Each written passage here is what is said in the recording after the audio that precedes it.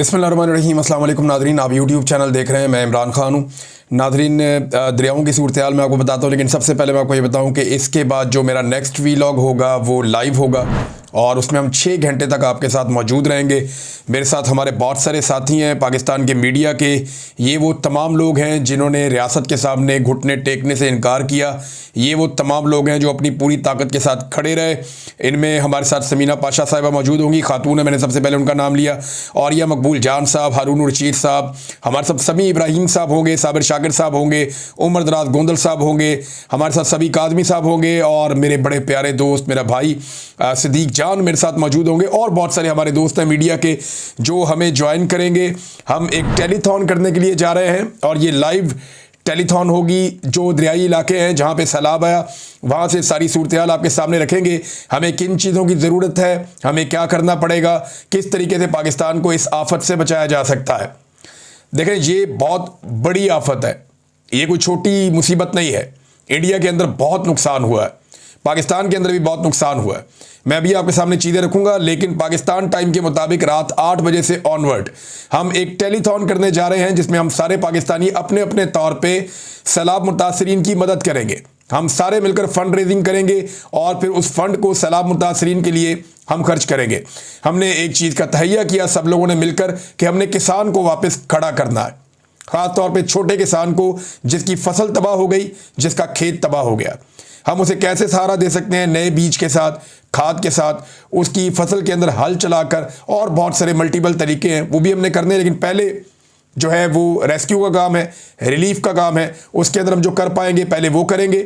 और ये सारी चीज़ें ग्राउंड पे अभी भी बहुत सारे लोग कर रहे हैं।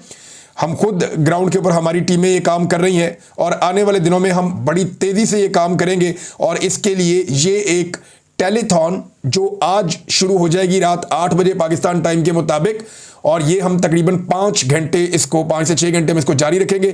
और ये सारे लोगों के मैंने नाम लिए, ये लोग हमारे साथ इसमें मौजूद होंगे। सूरत हाल क्या है नादरीन, पंजनद में 5 घंटों में 1 लाख से क्यूसिक से ज़्यादा का पानी जो है उसमें इजाफा हो गया है। 6 लाख क्यूसिक से ऊपर का रेला इस वक्त पंजनद से गुजर रहा है। हेड गंदा सिंह में पानी में लगातार इजाफे का रुझान हो रहा है।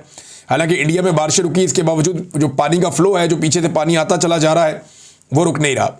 और अभी इतला आई है कि इंडिया में मज़ीद बारिशें आने वाले दिनों में शुरू हो जाएंगी, जबकि पाकिस्तान में अगले 2 से 3 दिन में बहुत तेज़ बारिशों की और तूफ़ानी बारिशों की पेशन गोई है।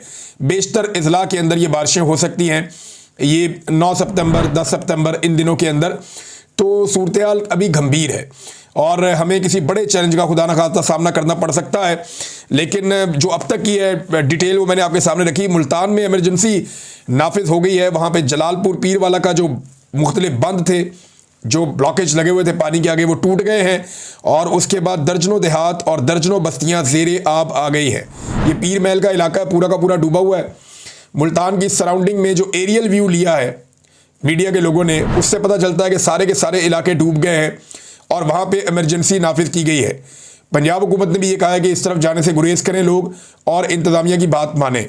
मसाजिद के अंदर ऐलान करवाए गए हैं, क्योंकि इससे पहले किसी को आइडिया नहीं था कि ये एरिया डूब जाएगा, लेकिन पानी इतनी शिद्दत से आ रहा है कि वो कंट्रोल नहीं किया जा सका। इंडिया में भी इसी तरह हुआ है, वहाँ बहुत बड़ी तबाही हुई है। और सतलुज में इंडिया ने फिर पानी छोड़ा, उन्होंने उसकी बाकायदा वार्निंग जारी की। वो वक्तन फवक्तन वार्निंग दे रहे हैं, पानी छोड़ रहे हैं, जबकि इंडिया के अपने अंदर एक बहुत बड़ी तबाही आई है। यानी जितना जानी नुकसान पाकिस्तान में हुआ, इससे ज़्यादा जानी नुकसान इंडिया में हुआ है। जितना मवेशियों का नुकसान पाकिस्तान में हुआ, इससे ज़्यादा मवेशी हमने इंडिया में बहते हुए देखे हैं।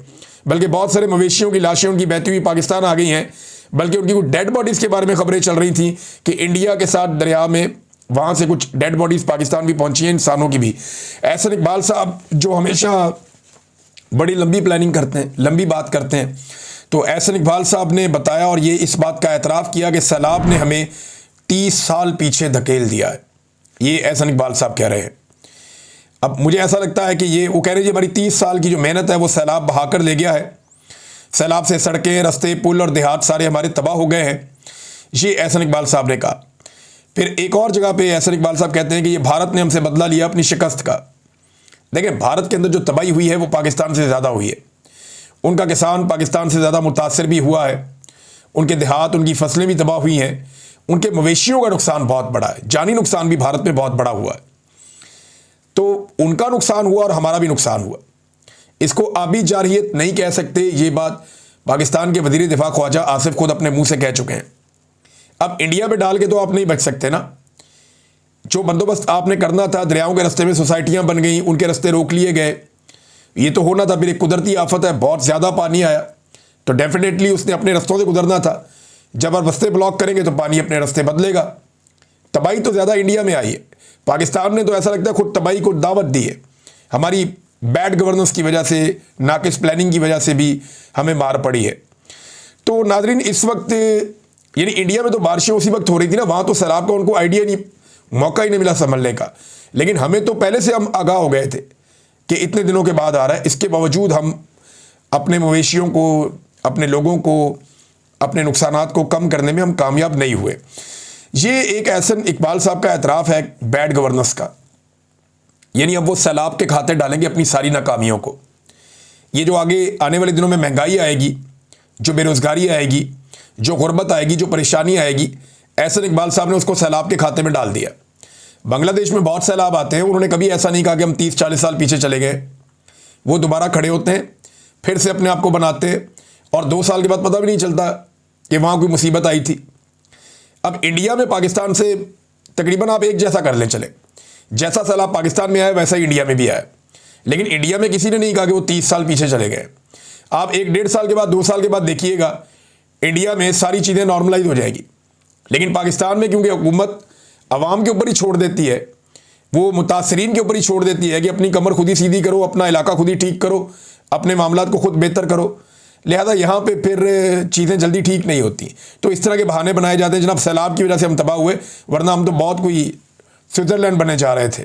अब ये चीनी का, गंदम का और चावल का जो हालिया बहरान है, ये याद रखिएगा सैलाब से पहले का है। ये जो गंदम वाला इन्होंने पाकिस्तानियों को चूना लगाया और किसान को ख़ास तौर पे, ये सैलाब से पहले का है। ये चीनी वाला स्कैंडल सैलाब से पहले का है। और ये जो हालिया बहरान पैदा हो गया हमारे सरों के ऊपर, ये चावल का भी, ये इनकी वजह से है और इनकी मेहरबानी की वजह से है। लिहाजा एहसन इकबाल साहब ये कह रहे हैं कि 30 साल पीछे हमें धकेल दिया, ये एक बिला वजह कहानी है। अगर हुकूमत अपना पूरी तरह से बंदोबस्त करे और अपनी पूरी एफर्ट लगाए और सब्सिडीज़ फराहम करे और अपनी पूरी तवानाइयाँ यहाँ पे खर्च करे, तो कोई वजह नहीं है कि पाकिस्तानी बहुत मेहनती हैं, जल्दी इसमें से निकल जाएंगे। आप देखिएगा भारत इससे कैसे निकले। अब अगर तोशाखाना वाला केस आज चलता है तो वहाँ क्या सूरत हाल बनती है, इसके बारे में अभी कुछ नहीं कहा जा सकता। लेकिन इमरान खान साहब के वकला का ये मानना है कि इससे पहले कि इमरान खान साहब बाहर आएँ जेल से, कोशिश की जाएगी कि उन्हें तोशाखाना में सज़ा दे दी जाए, ताकि अगर दूसरे केस में बाहर आते हैं अलकादर वाले में, तो तोशाखाना वाले में उन्हें अंदर रखा जा सके, और फिर तोशाखाना वाले केस में अंदर रखते हुए 9 मई वाले केसेस में कोई राह हमवार की जाए और मैक्सिमम टाइम इमरान खान साहब का जेल में गुजारने का बंदोबस्त किया जाए। देखते हैं क्या होता है। अब तक के लिए इतने, अपना ख्याल रखिएगा, अपने चैनल का भी। अल्लाह हाफ़िज़।